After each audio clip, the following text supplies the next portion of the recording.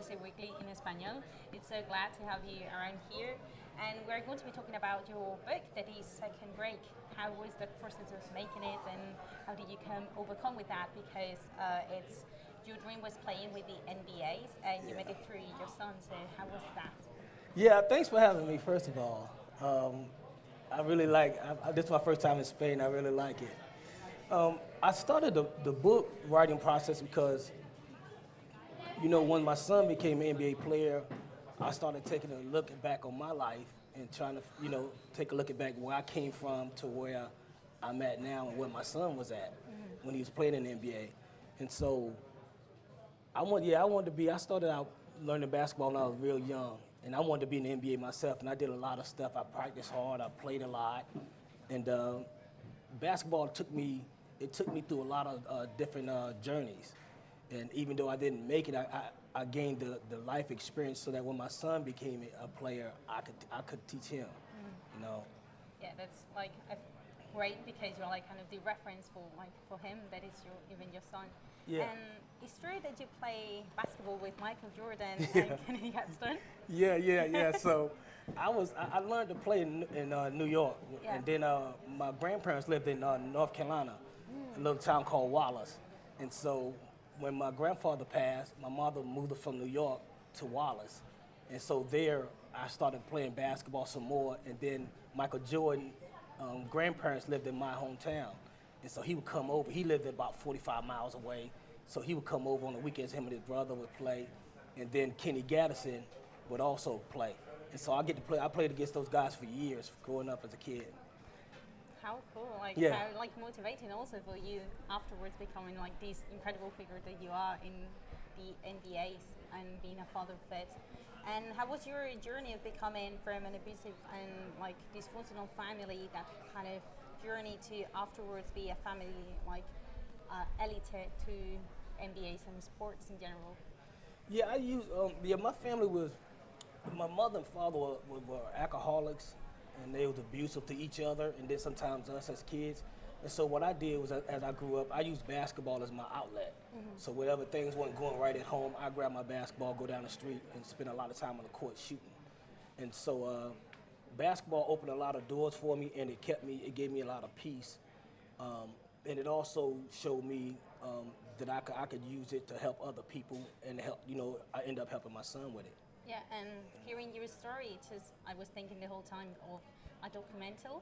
And have you thought about the possibility of doing that, like your life and your biography becoming a documental? Yeah, I thought about it.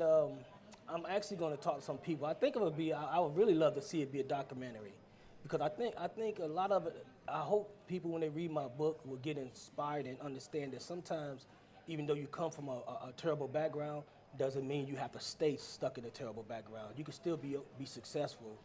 You just have to go through a lot of stuff. But if you have dreams, stay persistent with your dreams, no matter what the obstacles are, and you can achieve those dreams. And how was the overview and the outcome of writing a book? Because I don't know if your environment is close to all these kind of genres, and how was that process of writing a book and deciding to put that into words? That's a good question. So I started out writing it as a letter to God. Oh my God. Yeah, giving him thanks because I was reflecting back on my life as a child, my childhood, and so I was writing a letter to God, thanking him. And so I started writing, and then it started being more of a spiritual thing for me, but it was also a way to, I guess, cleanse myself. Mm-hmm. So I started making sure every day I spent an hour before I went to bed, no matter what the grammar was, I just write. Yeah. And then I started reflecting on my life, and I started looking back on how I went through all these different things, and God was in that picture the whole time with me. And so after probably about 6 months, my friend read something. She said, "Man, you got a book. Just write a book." And so I ended up writing my story. Yeah, that was going to be one of my questions. How God is that figure to you? How important is it for you, in your life, and how this affected it? It's huge. It's huge. When I moved to North Carolina, we used to go to church. My grandmother was really a big Christian. So when we moved to North Carolina, she insisted on us going to church every day. So we basically went to church 7 days a week. So, and that became the foundation for me. And so when things got tough, in my book you read, some things got tough for me because I was in the military. I couldn't swim and I was afraid. And so I relied on God and the belief in God to get me through all that. Yeah. And he stayed with me the whole time. That's incredible. Yeah. I was going to be asking you if this book is like a catharsis for you, like making yourself even like came through with all your difficulties with something that you have to put into words to be able to continue with life. Yeah, it helped. It helped me. It helped me in terms of getting through my life. Mm-hmm. It helped me, as I said, it helped me grow. Yeah. It helped me grow and to mature a lot. And how was the process of writing it? You have your editors that were helping you, or just with the letter that you write to God was something that with little time it came through and you finally get it? I had, like I said, I would sit down and write 45 minutes a day. And I didn't really, at the beginning, I didn't really care about the grammar stuff. Yeah. I just had it in my heart, and I just wanted to get it on paper.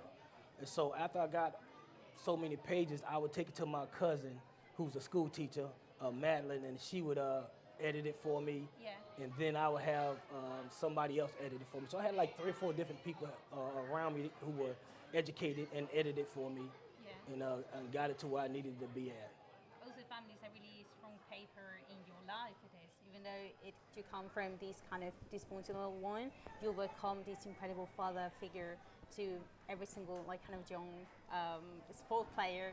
You become this incredible figure. Yeah, and I think being a father, and especially a male, is really important for guys. Mm-hmm. I think that sometimes you know, my son, when he was going through some tough times, even though people didn't know it, he would always come to me and we'd sit down and talk and figure it out. Yeah.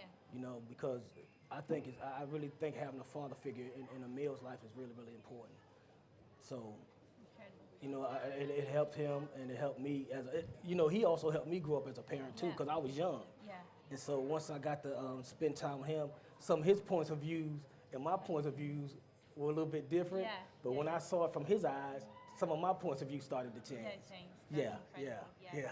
And what's your favorite anecdote from the book? Like something that you wrote and it changed? Probably my favorite anecdote from the book was my dad. You know, me and my dad didn't have a great relationship for a long time, but then he had cancer. And so at the end, like right before he passed, I was at home at night with him. And he called me over to his chair where he was laying in. And he told me that, don't you worry, you did all right by me. And that was his way of saying, I'm proud of you and thank you for all you've done for me. And so then, you know, then I turned away and he passed. So I think that's probably the best part of that book for me. It's because over the years, my dad was one of those guys that would, because he provided for you and did, you know, you had clothes, you had food, he expect you to understand that he loved you. Yeah. But he would never tell you he loved you. Mm-hmm. So at the end, he finally told me he loved me. I think that was the biggest thrill of my whole life. Yeah. And it's true that your name is become from these famous singer Marvin Williams. Is that true? Yeah. It is. My dad's sister used to work at the famous Apollo Theater in New York. And so she used to let us get free tickets to come in when we were little kids. And my mom was pregnant with me when she was watching Marvin Gaye at the Apollo Theater.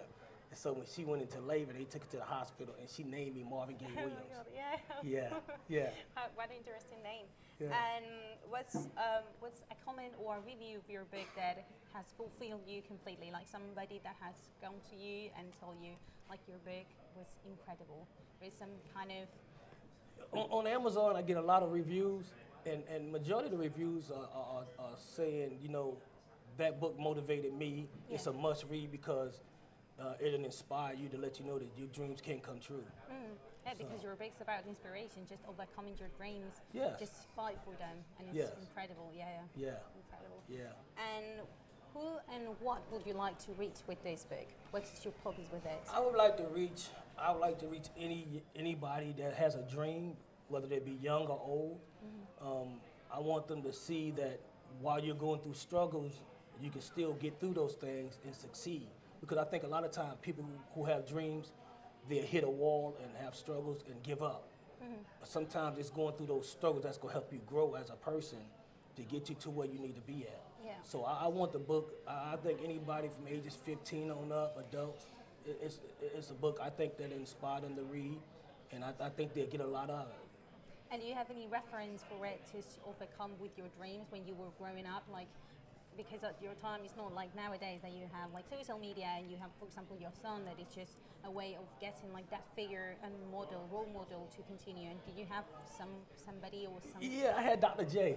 Oh my God, yeah. Dr. J was my favorite. I used to, when we was in New York, he was my all-time favorite basketball player. So I would watch him on TV, and then I would go out in the playground to try to emulate his moves. Yeah, so Dr. J. Julius Erving was my favorite. That was my inspiration. Incredible. Yeah. Okay. Well, thank you so much for coming out with us today. We are so glad to have you here, and I'm so proud of you for overcoming with Thank you with guys everything. for so much that you've done for me, and I really appreciate you guys. And keep up the good work. Thank you so much. You're welcome.